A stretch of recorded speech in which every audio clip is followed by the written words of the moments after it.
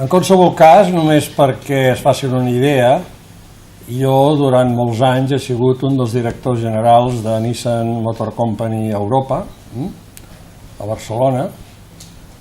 M'he cuidat de tot el tema de la programació, el llançament de nous productes, les compres, el control de producció, la distribució. També vaig ser president de la companyia de distribució de Nissan al sud d'Europa i vam crear Autoterminal, és fill nostre i no sé quantes coses més, no? Només perquè vegin que jo vinc del món de la indústria i per tant doncs Fermet és una iniciativa purament que ve del món industrial. Això és bàsic i fonamental. Llavors, quan em vaig jubilar, això vol dir que tinc ja bastants anys a sobre, el 2003 vam pensar que podíem fer alguna cosa per millorar tot el tema del transport, perquè realment doncs, ens vam adonar, quan jo m'ho cuidava de totes aquestes responsabilitats a Nissan, que els costos del transport són molt importants. Bé, dit això, anem a engegar. El tema que és més fonamental en aquest món és aportar valor. Si no aportem valor no val la pena. Llavors aquest món global teòricament ens ha d'ajudar a aportar més valor, perquè de fet és com un embolcall que d'alguna manera ens ajuda a tots a poder projectar-nos d'una manera més àmplia, sempre que ho fem bé. Perquè el problema moltes vegades és que la globalització s'interpreta com la uniformització i llavors és quan les coses van malament, normalment. Llavors aquí teniu el que és, clar, jo vinc del món de l'empresa i per tant he de començar per alguna cosa que sigui de tipus empresarial. Llavors aquí teniu el que és realment l'esquema generador de progrés en aquest món. I aquí hi ha aquest espai d'aquí, que és on realment, d'alguna manera, nosaltres, des de Fermet, tractem d'influir en tot el que fa referència a la logística, d'acord? Però aquest esquema demostra que hi ha moltes coses perquè el món progressi i vagi endavant, no? I si us he de dir la veritat, el punt més flac que tenim en el món occidental és aquest. Aquest és el punt més flac que tenim. Aquest. I això, a més, té un inconvenient greu, i és que el que està passant és això. Tenim cada vegada un desenvolupament més potent des d'un punt de vista tecnològic, però des d'un punt de vista d'escala de valors no avancem al mateix ritme. I això és gravíssim. És gravíssim pel món de l'empresa. Jo parlo des del punt de vista empresarial, però és que és gravíssim en tots els aspectes. Llavors, esclar, nosaltres ens cal un tipus de cultura empresarial que sigui participativa. Quan dic participativa no vull dir que hagi de ser una cooperativa, no té res a veure. El que vull dir és que una empresa funciona bé quan tothom aporta idees. Des de l'últim peó, que està allà movent una carretilla, fins al que més mana. En el moment en què només aporten idees els de dalt, estem desperdiciant una gran quantitat d'oportunitats i, a més, estem creant una mena de cultura empresarial que és empobridora. Per tant, nosaltres la cultura empresarial que defensem és ja un pas més endavant del que era el taylorisme, l'improduction i tal, i entrem ja dintre de la societat del coneixement i dins d'aquí una nova cultura que fonamentalment està fonamentada en això. És una filosofia de direcció que està basada en la gestió participativa, la superació del management científic, que no vol dir que ens el carreguem, sinó vol dir que el management del comportament, i d'això ve la importància del desenvolupament cultural, és la clau del futur. L'autofirmació de les persones, que concep l'empresa com un ens pensant policèntric, embolcant el procés on tothom aporta idees i com a conseqüència proporciona un alt nivell de qualitat i de valor afegit. Això és bàsic, perquè per aportar valor necessitem les idees de tothom. I aquí el que cal és això, que veritablement posem en funcionament un sistema que sigui d'aquesta mena. D'acord? Llavors, els factors bàsics d'aquesta cultura són aquests d'aquí. Com veieu, hi ha 3 Is més. Tothom està acostumat a l'R més D més I. Doncs aquí n'hi ha 3 més. La identitat. Sense identitat en aquest món global no es va absolutament enlloc. Perquè, esclar, jo vinc del camp de l'automoció. Al camp de l'automoció, les tripes dels cotxes les fabriquen tota una sèrie de gent. I aquestes tripes dels cotxes són moltes vegades les mateixes. O sigui, tenim un mateix proveïdor que fabrica peces per la Ford, per la Nissan, per la Renault, etc. Llavors, si no som capaços de posar-hi una identitat en el cotxe, no en vendrem cap. M'enteneu? I això passa amb tots els sistemes, tots els que vulgueu. O sigui, si el nostre producte no té una identitat pròpia en aquest món global, la gent vol les coses personalitzades. I per tant, si no tenim aquest concepte molt clar, no hi ha res a fer, fracassarem. Un altre aspecte important, l'impacte. O sigui, nosaltres avui en dia en aquest món global, si no tenim una visió internacional, val més que pleguem. O sigui, el nostre entorn és el món. I per tant nosaltres hem de ser competitius amb una visió absolutament internacional. Un altre aspecte molt important és la infraestructura, sobretot la infraestructura educativa. Aquí hi hem de despendre els diners que calguin i els mestres haurien d'estar valorats com les persones més importants, probablement. Per tant, tot aquest tema, la comunicació, és un altre aspecte cabdal, tots aquests aspectes són fonamentals perquè realment les empreses funcionin. Llavors ara, ja entrant cada vegada més amb el que jo em centraré, aquest fonament d'aquests factors que he dit abans, de l'R més D més 4I, és el fonament sobre el qual hi ha els 4 pilars bàsics de les empreses que són exitoses, que són la tecnologia. Si una empresa no té tecnologia pròpia, tard o d'hora fracassarà. Tard o d'hora fracassarà, perquè està en mans de tercers. Un altre aspecte important és que tenir una estratègia comercial adequada, perquè si no saps vendre, per bona tecnologia que tinguis, tampoc avançaràs. Un altre aspecte és el de la cultura, que us he comentat ara, i jo avui em centraré en el pilar de la logística. La logística, quan jo vaig acabar la carrera, era una cosa que comptava relativament poc. O sigui, el que era important era produir, i en les empreses els que manaven pràcticament eren els de producció. Avui en dia, en el món, mana la logística. Per què mana la logística? Perquè estem en un món global i llavors resulta que tenim les fàbriques distribuïdes per tot arreu. Per tot arreu. Però empreses relativament petites. L'altre dia estava amb un empresari català que té empreses, té fàbriques a la Xina, té fàbriques al Brasil, té fàbriques a Mèxic, té fàbriques inclús als Estats Units. I era una empresa relativament petita. Esclar, llavors has de decidir on fabriques el producte.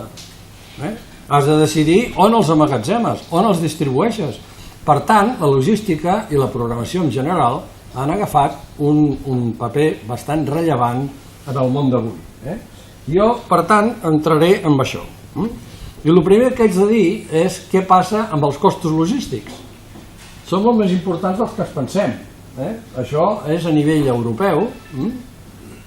Ja veieu que en promig els costos logístics venen a ser de l'ordre d'un 22-23%.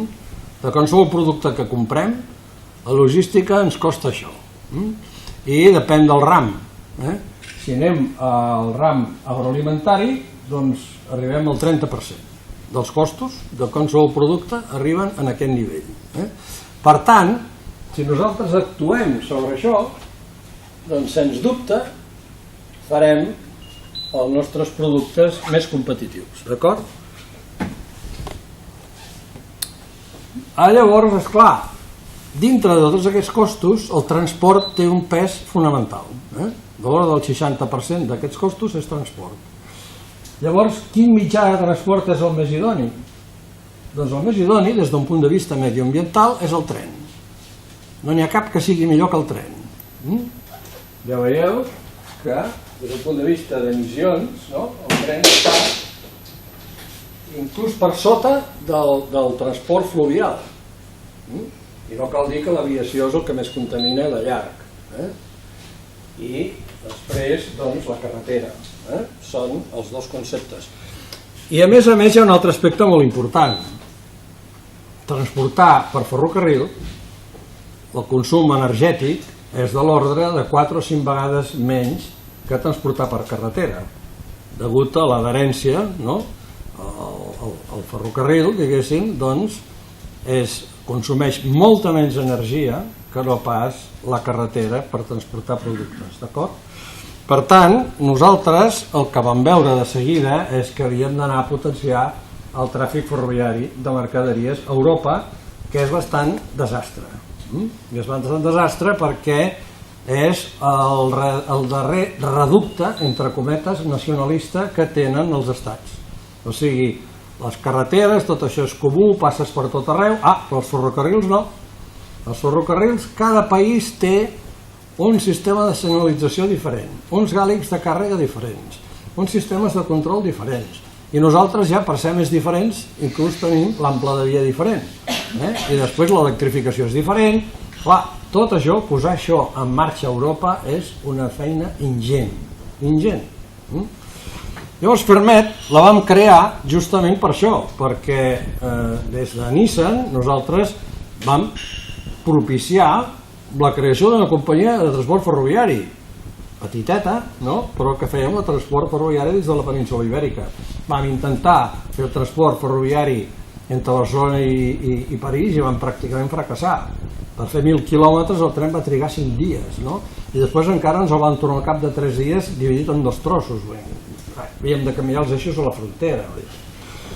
Llavors, Fermet, una de les coses que ha sigut més punteres de Fermet és el tractar de promoure a nivell de la Unió Europea uns estàndards comuns. No pot ser que cada país tingui els seus estàndards. I això la Unió Europea ens ho va comprar, la Comissió Europea ens ho va comprar rapidíssimament. I vam fer un estudi impressionant que ens va costar 2.800.000 euros per demostrar que aquests estàndards eren fonamentals per fer funcionar els trens. I llavors, doncs, una altra de les coses que, evidentment, vam tirar endavant va ser, dins d'aquesta xarxa transeuropea, aquesta d'aquí, tot el que és aquest gran eix d'Escandinàvia fins al Mediterrani occidental. Aquest gran eix, perquè us en feu una idea, després ho veureu, és la columna vertebral de la part occidental d'Europa, que és on hi ha pràcticament tota la indústria i tot el comerç més important. Llavors, dins aquests estàndards que us deia, que són 20 i tants, aquí només us n'esmento alguns. Per exemple, el tema de l'ample de via. Esclar, hem de posar un ample de via que sigui competitiu amb la resta d'Europa.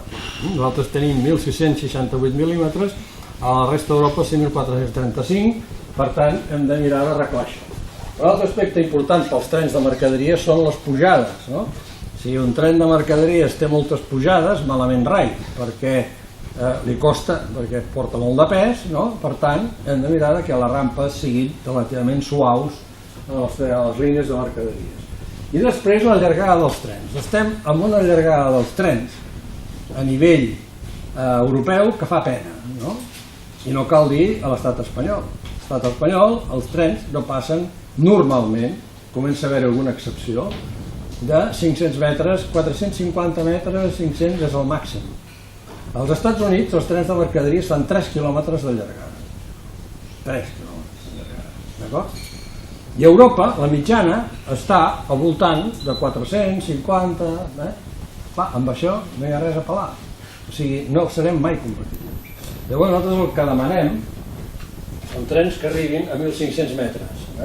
Vam agafar 1.500 metres perquè al sud d'Europa, Itàlia, Espanya, etc., la llargada màxima són 500. Hi ha llocs d'Europa que arriben a 750, com per exemple a França.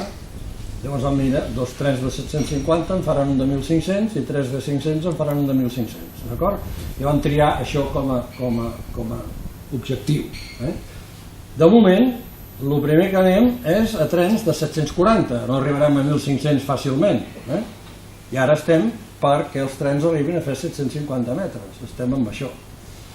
Després d'unes batalles que no us explico, ara en aquest moment ja podem tenir trens de 750 metres fins a Barcelona.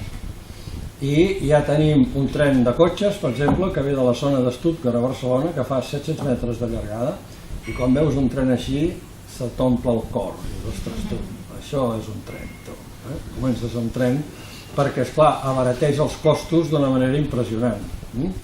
A més, augmentem la capacitat de les línies, perquè amb el mateix nombre de trens podem portar molta més càrrega. Enteneu? Sense posar més trens, portem més càrrega. Per tant, aquest és un dels aspectes fonamentals. Un altre aspecte fonamental és el tema del concepte del vagó. Nosaltres tenim uns vagons a la Unió Europea que són encara en tecnologia del segle XIX. Encara hem d'enganxar els vagons a mà. És una cosa que dius, escolti, però estem al segle XXI. Aquesta és una de les batalles que tenim, perquè als Estats Units això ja està resolt, a la Federació Russa també està resolt a la Xina, està resolt a Austràlia, està resolt a la Unió Sud-africana.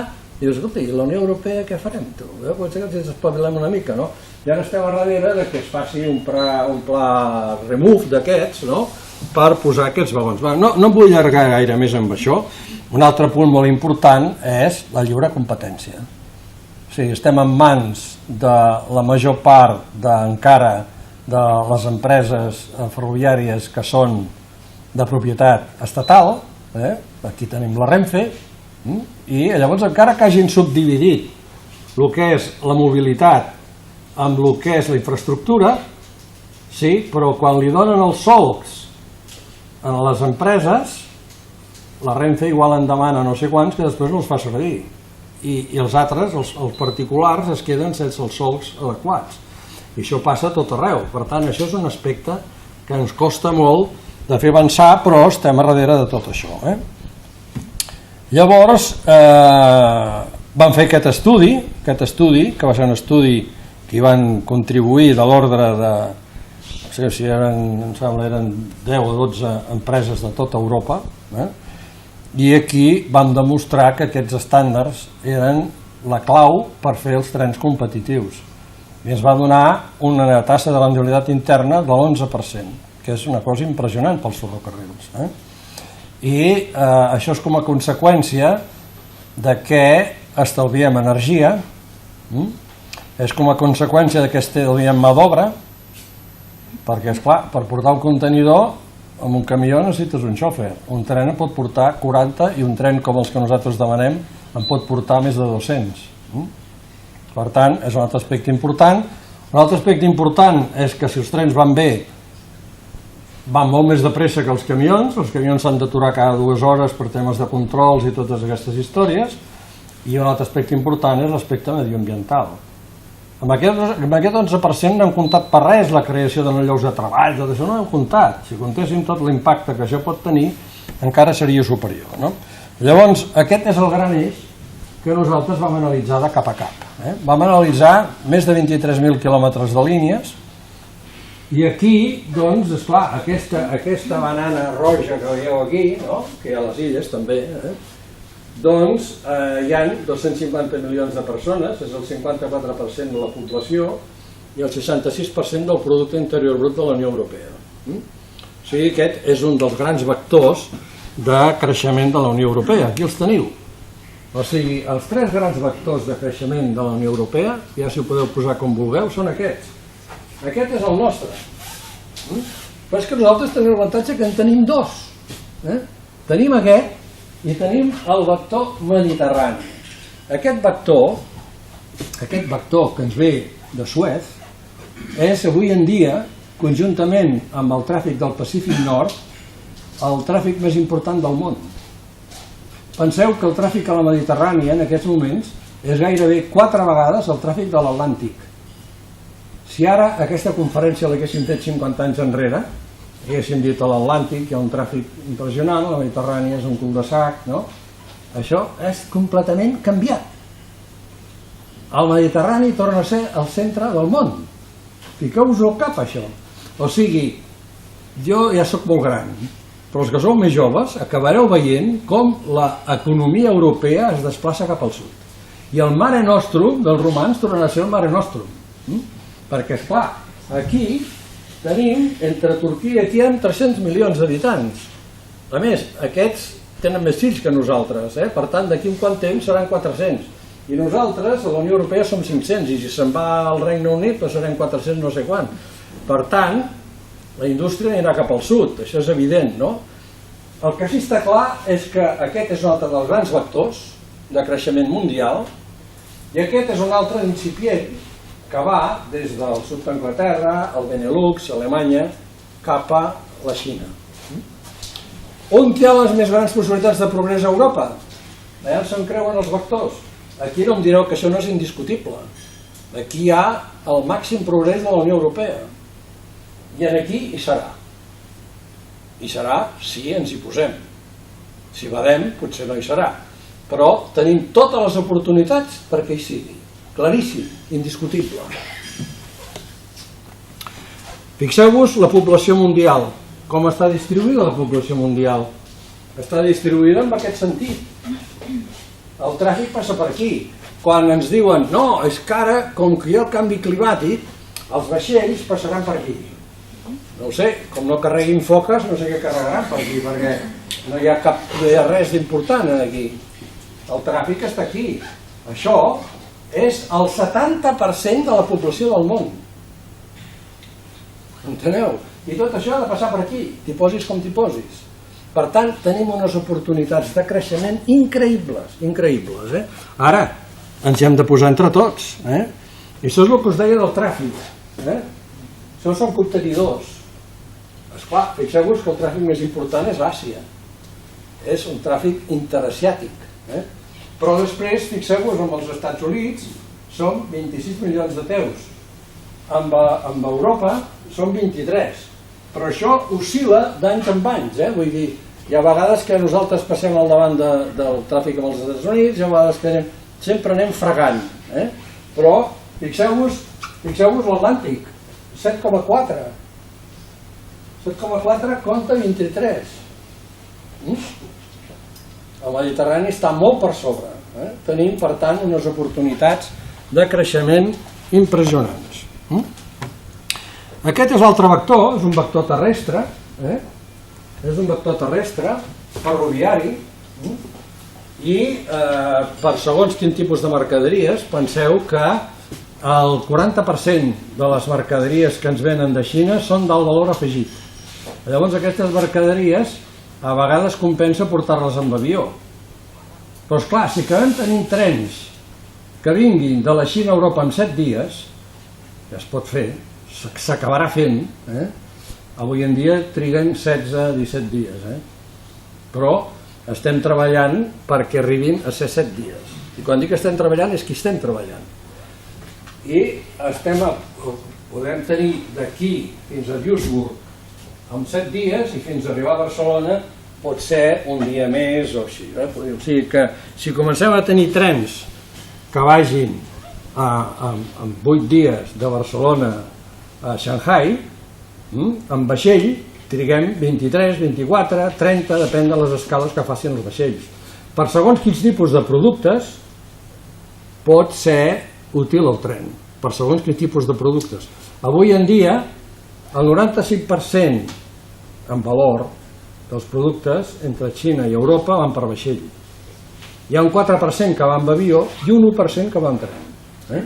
Llavors, aquest 4% de l'avió és el que en part podem passar en el tren. Bé, simplement és perquè us en feu una idea de tot això, i això són les grans megaregions de creació de riquesa a nivell mundial. Aquests números que hi ha aquí són el número, diguéssim, a nivell mundial de generació de riquesa. L'aglomeració més important del món en generació de riquesa és la que va de Boston a Washington. La segona és Tòquio, Osaka, etc. Llavors, aquí, la quarta és aquesta d'aquí, que és allà on es deia que s'encreuaven aquests dos vectors a la part nord. I nosaltres estem aquí, que és l'11a del món, en generació de riquesa. I això ho diuen els americans i els japonesos, no ho dic jo. D'acord? Per tant, estem amb aquesta, amb unes possibilitats de creixement molt potents, i és aquí on nosaltres hem de centrar els nostres esforços. I fixeu-vos que aquest eix nord-sud que ja us deia, doncs agafa el nord d'Itàlia, agafa tot això, i és allà on realment hi ha tota l'economia europea desplegada. Aquestes són aquestes grans megaregions, que el Richard Florida els anomena així, però si agafem la regió Barcelona, ell li diu Barcelion, no? Doncs aquesta té 34 milions d'habitants i té un producte interior brut que és bastant semblant al de l'estat espanyol. Això perquè us feu una idea de les megaregions que tenim aquí. I aquesta és la nostra, que a més és la nostra i té la curiositat, poso això, perquè veieu que hi ha un substracte cultural més o menys comú. Això és tota la zona de la llengua d'Oc, és la zona de la llengua catalana. Doncs aquesta àrea, curiosament, serà una àrea de progrés indiscutible, simplement perquè us n'adoneu. Llavors ara anem a entrar amb el tema de la xarxa transeuropea. La xarxa transeuropea, quan nosaltres vam crear Ferrmed, el concepte de xarxa no el tenien els europeus, curiós, tenien només projectes prioritaris transfronterers, per exemple Madrid-Montpeller, Lió-Milà, etc. Vam dir, escolti, nosaltres volem una xarxa reticular policèntrica que podem passar per tot arreu, i aquesta xarxa al final ho van acceptar. Després de 3 anys de discutir van dir, escolti, anem per una xarxa. Però llavors hi van entrar com sempre els estats membres i aquesta xarxa que havia de ser molt selectiva ha acabat per ser una xarxa que no hi ha qui la domini. Aquí encara els van dir, escolta, aquesta xarxa reduïu-la, busqueu uns quants corredors, i dins de la xarxa, que li diuen el Core Network, doncs van definir 9 corredors. Però hi ha més línies dins de la xarxa, que aquí no estan pintades. Total, que la xarxa, aquesta que nosaltres volíem que fos una xarxa molt selectiva, té 80.000 quilòmetres. 80.000 quilòmetres no hi ha qui ho arregli, és impossible. I la Comissió Europea ho sap perfectament, però com que no mana, perquè mana els estats membres, doncs escolta'm, és un drama cada vegada que vas a discutir aquestes coses. Llavors, esclar, nosaltres diem, escolteu, nosaltres anem a fer un altre approach, completament diferent, que és dir, escolti, nosaltres tirem endavant amb un criteri business oriented, m'entén? D'acord, 80.000 quilòmetres, no els hi discutim, però dins d'aquests 80.000 quilòmetres comencem per treballar allà on hi ha el comerç, la indústria i on hi ha la màxima activitat socioeconòmica. I llavors nosaltres diem, escolti, primer arreglem 6.000 quilòmetres, que són aquests que hi ha aquí de color verd. I, a més, perquè no sigui dit, perquè quan vas de perifèric a Europa estàs perdut, els diuen, no, escolti, a més, com que nosaltres tenim la seu a Brussel·les, escolti, nosaltres partirem d'aquí, escolti, que és aquesta gran megaregió d'aquí, I des d'aquí, miri, un corredor cap a l'est, que vagi cap a Xina, i 2 que vagin cap al sud, un que vagi cap al nord d'Itàlia i l'altre que vagi cap a l'est d'Espanya. I després, si voleu, un lligam entre Barcelona i Milà, que són els dos grans pols industrials del sud d'Europa. I això és el que estem dient, comencem per aquí.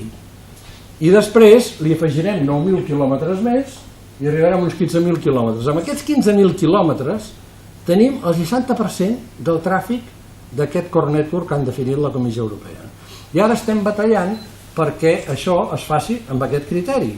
I ara fem una gran conferència a Brussel·les el dia 21 de novembre, que si voleu venir, doncs ja ho sabeu, doncs que farem entrar tots aquests criteris, no? Que la Comissió Europea està d'acord amb nosaltres amb la boca petita, però això no ho pot dir, perquè si diu això se li tirarà a sobre a aquest estat membre i l'altre, escolti, per què vostè promou això i no promou això altre, no? Per tant, nosaltres, com a associació que som multisectorial, absolutament independent, vosaltres penseu que tenim de l'ordre de 140 membres a 14 països diferents, en aquest moment tenim membres a Xina ja i a Rússia, i som totalment independents. Nosaltres tenim ports, per cert, aprofito, no sé si algú dels ports de Balears per aquí, però aprofito per agrair als ports de Balears que són membres de ple dret de la nostra associació, i n'estem molt orgullosos.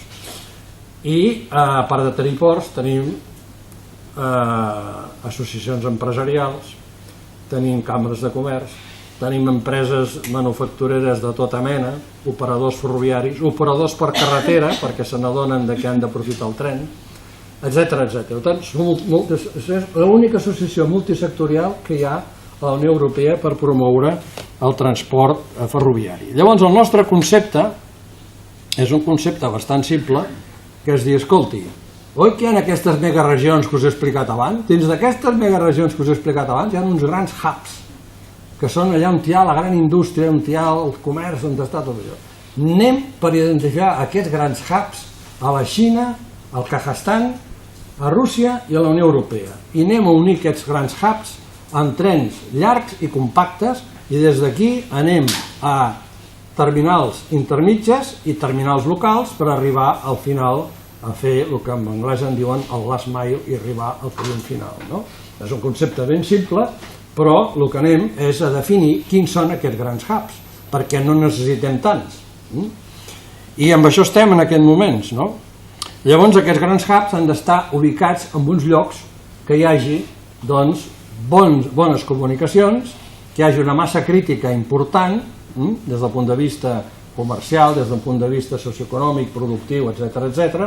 I per tant han de ser grans hubs que tinguin doncs, ports importants, si pot ser, que tinguin doncs, xarxa ferroviària bona, una xarxa per carretera bona, al nord d'Europa una xarxa fluvial bona també, i després la part aèria, perquè, esclar, els avions ens interessen perquè aquests grans hubs doncs, generen molt de moviment i ens interessen tenir aeroports d'abast intercontinental.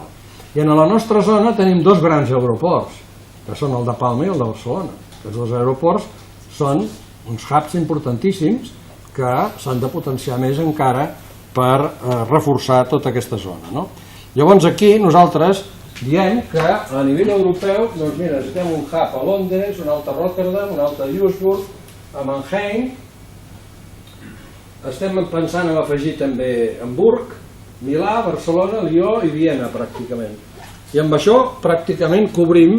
Ara aquest dia vaig estar a Polònia, els polacs ens diuen que també hem de mirar de tenir un hub en allà, bé, possiblement també ho mirarem, però el tema va per aquí, no? Llavors això perquè veieu el tipus de trens que nosaltres volem, és una mica tècnic tot això, necessitem trens amb locomotores de l'ordre de 7.000 quilowatts de potència o 10.000 per arrossegar aquests trens que pesin de l'ordre de 3.600 a 5.000 tones. Avui en dia els trens que circulen per l'estat espanyol, doncs tot, pes brut, tenen 700 tones, 800 tones, vull dir, clar, estem en una situació molt llunyana, això hi arribarem probablement en una vintena d'anys, vull dir, no serà una cosa per demà, però si no tenim una visió de futur no hi ha res a fer. Això perquè veieu que hem provat aquests trens de 1.500 metres. Aquí en teniu una mostra. Això és un tren de 1.500 metres que es va fer una prova a França entre Sibelem i Nimes. Hi ha dues locomotores i aquí veieu la impressió que fa un tren d'aquestes característiques, d'acord? I ara anem una mica més arribant al nostre corredor. El corredor mediterrani és el 50% de tota l'economia espanyola, el 50% de la producció agrària en valor, és el 55% de la producció industrial en béns de consum, prop del 60% de les exportacions a Europa, el 65% aquest 65 ja no és un 65, ja és un 67 o un 68 el tràfic portuari de tot l'estat espanyol. Per tant, vull dir, és evident que és un corredor indiscutible. Això, quan vam fer l'estudi aquest, que el vam fer el 2007, vam basar-nos en xifres del 2005, i veieu que el tràfic transfronterer, diguéssim per la Jonquera i el Portús, tota aquesta zona d'aquí, de l'est, doncs era de 52 milions de tones, i el ferrocarril, ja veieu, que hi tenia una participació del 4,7% només, no? La mitjana avui en dia a Europa del trens de mercaderies arriba cap al 18%. A l'estat espanyol estem al 4%. Per tant, abans no ens posem al 18%, hi ha molta feina a fer. Això, per l'any 2025, és el que deia el nostre estudi, aquest 2025 que veieu aquí, com que hi ha hagut la crisi, heu de posar com si això fos 2030. Llavors, això, els tràfics aquests es doblaran. Està creixent, el tràfic intercontinental està creixent un 4% cada any. I dins d'Europa també estem en uns ritmes d'aquest tipus.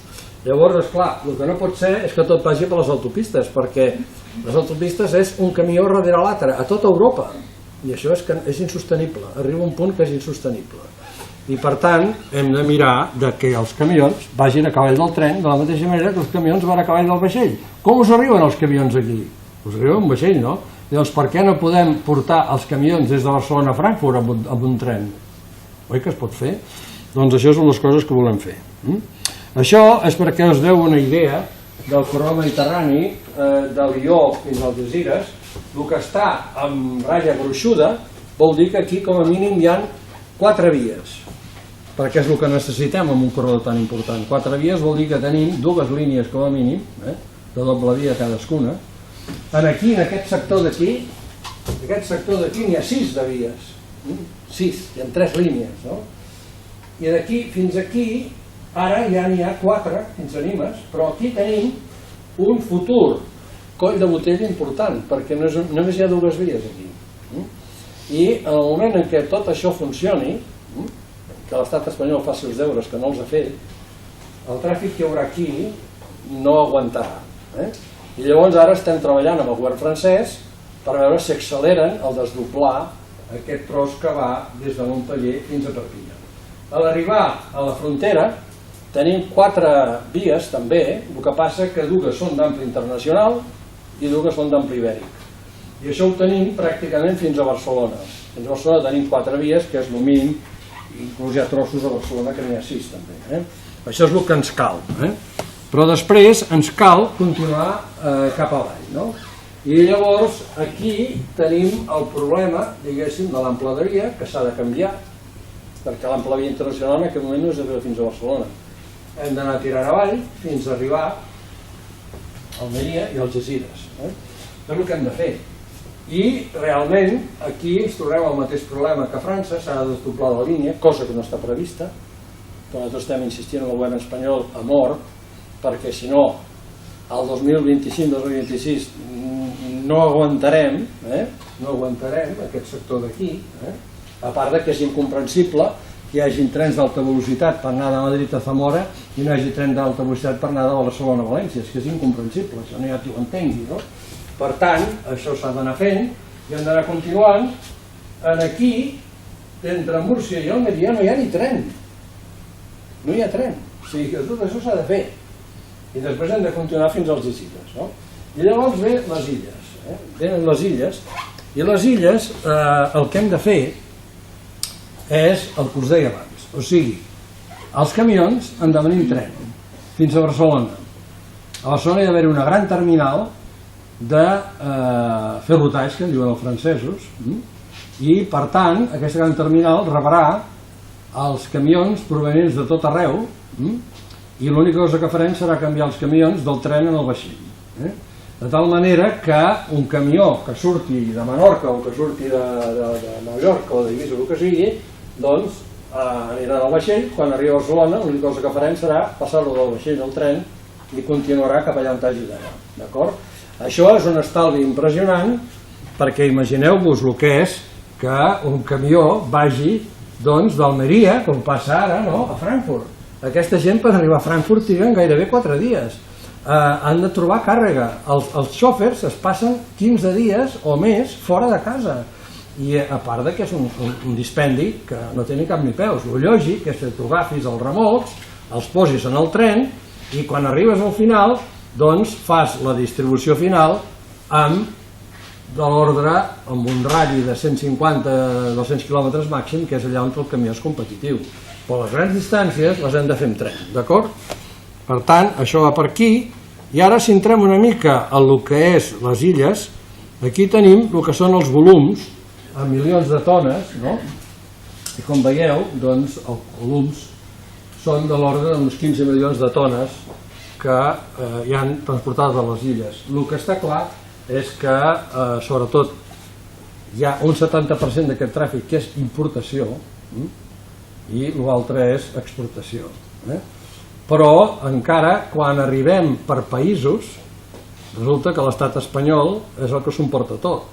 O sigui, pràcticament, la importació ve amb un 84-85% de l'estat espanyol, que vol dir que ve amb un tant per cent elevadíssim de la zona de Catalunya, València i tal. Aquesta és la realitat, no? I en les exportacions, doncs, també estan en un nivell d'aquests, inclús encara més alt. Les exportacions vostres estan a un nivell de l'ordre del 90% o així que van a lo que és l'estat espanyol. La resta és relativament poc, no? Però, en qualsevol cas, doncs el que hem de fer és que això es pugui millorar. I aquest és el sistema que us deia, no? Evidentment, si les illes fossin més grans, doncs podríem portar els vagons aquí. I podríem portar els vagons, com això s'està fent al Mar Negre, s'està fent al Mar Bàltic, i s'està fent, per exemple, entre Sicília i Itàlia. Doncs clar, aquí les illes tampoc són illes tan importants com perquè hagin de portar els vagons, però sí que portem portar els camions. Això és un exemple dels tràilers carregats amb un tren, i això és un exemple de la terminal que hem de construir a Barcelona per poder els camions d'aquí portar-los en el tren cap allà on sigui, d'acord? Això és una mica el resultat d'aquest estudi que us he dit abans, no us vull entretenir perquè són moltes xifres i se m'està acabant el temps, i per tant només que veieu que a l'estat espanyol només això en 30 anys, perquè les inversions ferroviàries s'han de comptar en 30 anys, doncs donaria un estalvi només comptant el que és el tema energètic que he dit abans, el tema de l'estalvi de temps, el tema de l'estalvi de mà d'obra i el mediambiental, serien 67.000 milions d'euros que estalviaríem en 30 anys, d'acord? Per tant, si a més comptem amb aquest creixement constant del 4% que us deia el tràfic intercontinental, etc., tot això significa que tot el que és la logística doncs tindrà un creixement espectacular, de manera que d'aquí al 2030-2035 pràcticament l'espai logístic haurà de créixer de l'ordre d'un 56% per poder absorbir tots aquests tràfics.